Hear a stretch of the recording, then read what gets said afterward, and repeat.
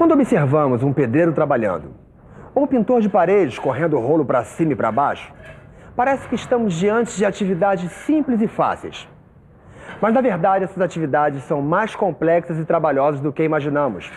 Porque, além da experiência profissional que os profissionais acumulam durante anos de atividade, exige também conhecimento do ambiente de trabalho.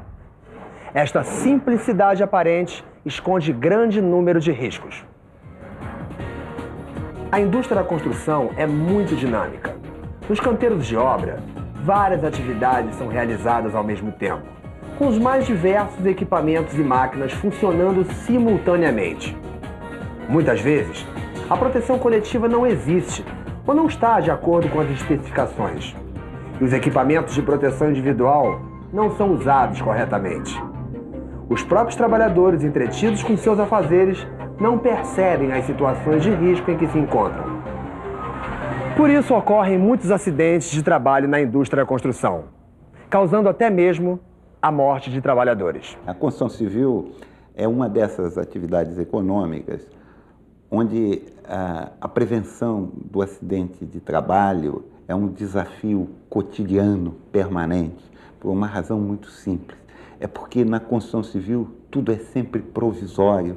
O processo produtivo vai evoluindo, criando novos cenários completamente diferentes, e novos cenários e novas situações de risco, onde um dia não é igual ao outro, ao contrário do que acontece em outras atividades econômicas, uma fábrica, por exemplo, onde os modos e métodos se repetem, os movimentos se repetem de um dia para outro, ao longo do mesmo dia. Na construção civil, tudo é novo de um dia para outro. Isso exige uma atenção permanente, um cuidado permanente para a prevenção de acidentes.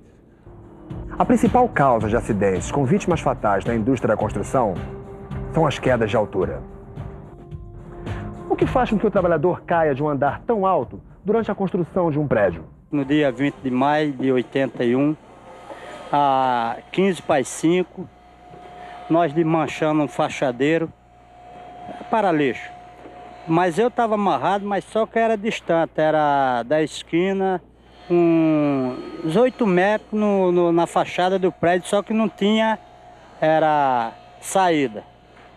Eu estava desmontando mal o colega, mas eu estava amarrado com cinto, com tudo, mas só que a corda era longa. Aí, na hora que eu fui desmontar o bandejão, que era tipo cantoneira, que eu parafusei, a placa desceu.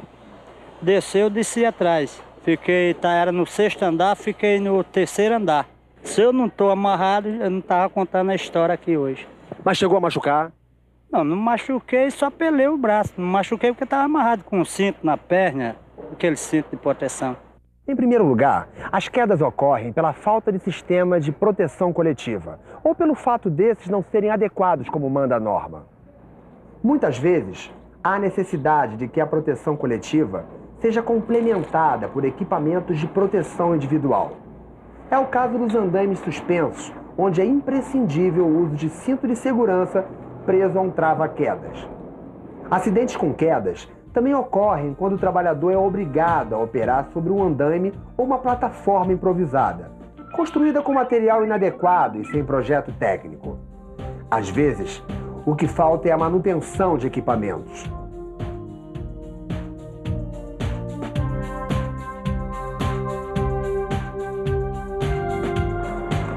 Mas com certeza, todos esses problemas têm soluções ao alcance de todos os projetos de construção.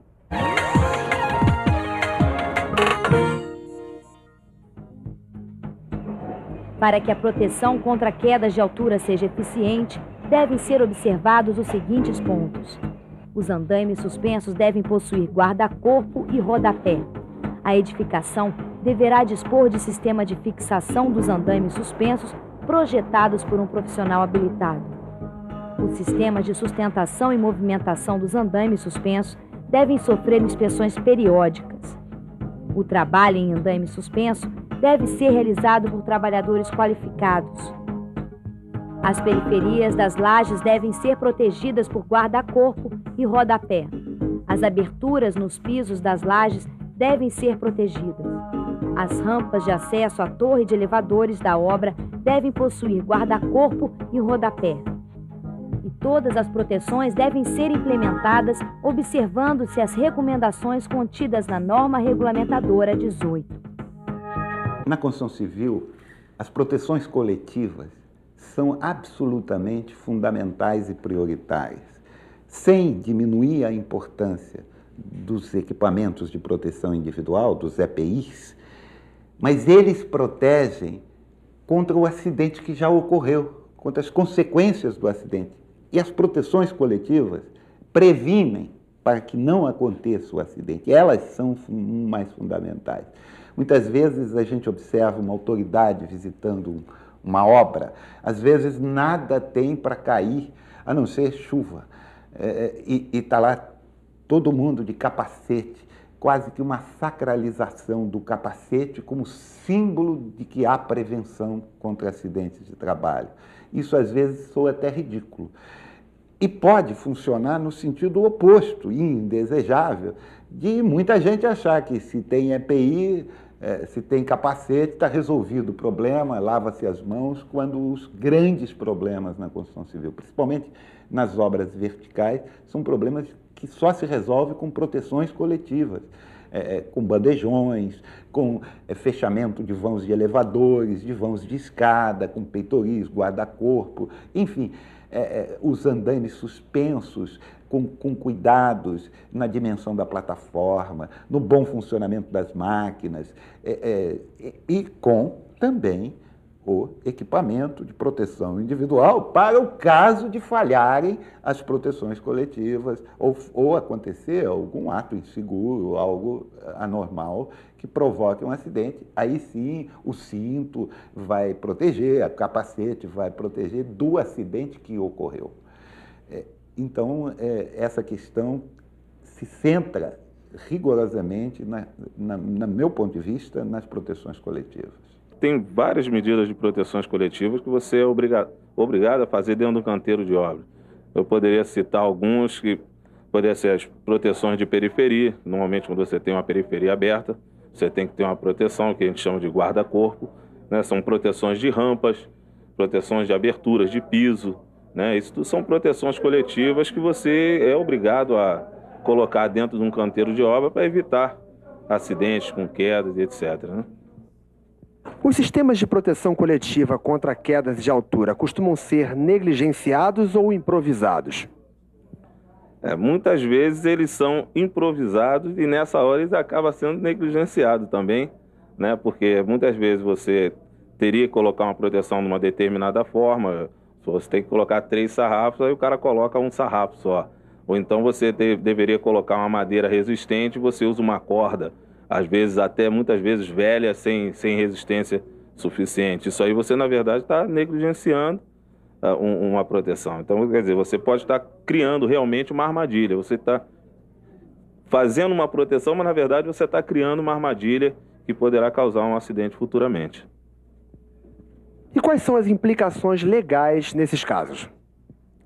Bom, aí você pode ser incriminado, pode ser responder até civilmente, criminalmente, né? Você pode ser responsabilizado por aquele acidente, inclusive por negligência, né? Se você sabe que você tem que fazer uma determinada coisa e você não faz, você está sendo negligente, tá certo? Então isso aí pode gerar um processo e até vir o responsável a ser punido até com cadeia. As consequências provocadas por um acidente podem durar a vida inteira. Por isso, a prevenção deve vir sempre em primeiro lugar. É preciso observar sempre as condições das proteções coletivas e individuais. A manutenção dos equipamentos é fundamental. E o trabalhador deve zelar pelos equipamentos e estar sempre atento para cobrar as providências dos responsáveis pela obra. Para se manterem informados e garantirem a sua segurança, os trabalhadores podem recorrer sempre que for preciso ao sindicato da categoria, ao Ministério do Trabalho por meio das delegacias regionais do Trabalho e da Fundacentro, à autoridade policial e ao Ministério Público. Quem se protege tem mais qualidade de vida. Até!